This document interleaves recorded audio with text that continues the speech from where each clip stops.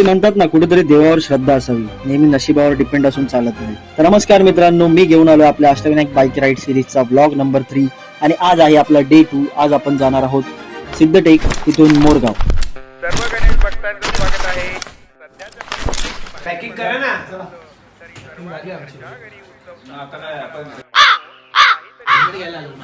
मी ना बीप बीप काहीच करणार नाही. मी आयदाचा व्हिडिओ येऊर ते सिद्धटेक हे अंतर खूप मोठं आहे, कारण सिद्धटेक एक असा गणपती आहे जो बाकी 7 गणपतींपेक्षा खूप मोठ्या अंतरावरती आहे. हा बोलला तेजस बोलला खाली पोहे वगैरे तर बोललेलो याला बोललेलो होतो आम्ही टाकतो पुढे याच्या बॅगेत तेजसच्या. आता ते हातात धर तुझ्या टाकलेलं बॅगेत ते काढायला तो बोलला सुयोगचे तर राहणार.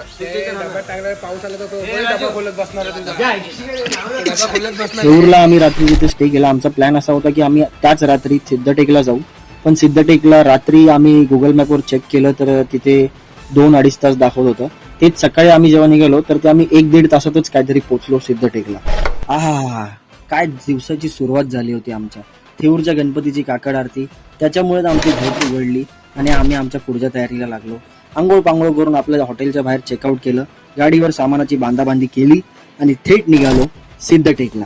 सिद्धटेकचा सिद्धेश्वर हा कर्जत तालुक्यात असून अहमदनगर जिल्ह्यात आहे. सिद्धटेकच्या सिद्धेश्वरची कहाणी अशी सांगितली जाते की भगवान विष्णूने एक मधुकैटभ राक्षसाचा वध करण्यासाठी इथे गणपतीची उपासना केली होती. त्यामुळे हे स्थान सिद्धी प्रदान करणारे आहे.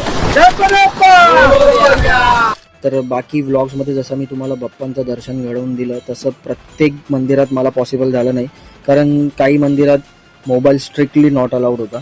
तर सिद्धटेकला गणपती बाप्पा मोरया करून आपण निघालो आपल्या पुढच्या प्रवासाला, जे की आहे मोरगाव.